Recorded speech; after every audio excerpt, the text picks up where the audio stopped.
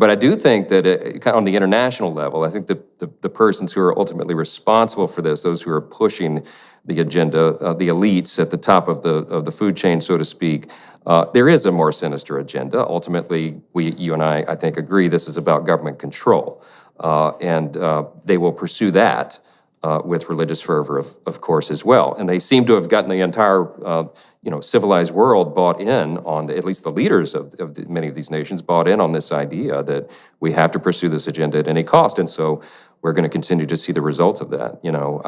Look.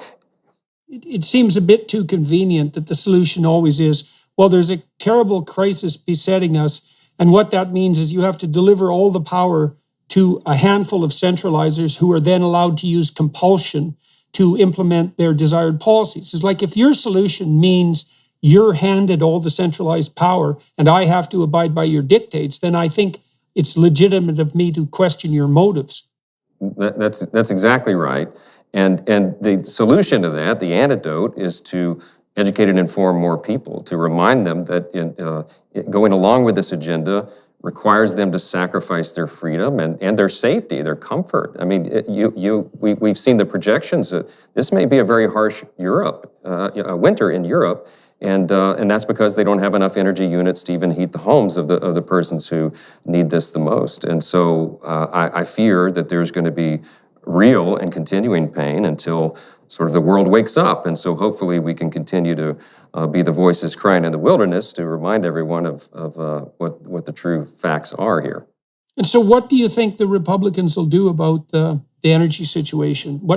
If obviously you don't have the presidency, and so there's going to be limitations on what's possible, but what do you think the right way forward is in relationship to the provision of, or the development of, an energy policy that would ensure to those who are going to be doing the exploration that they're not going to be cut off at the knees again?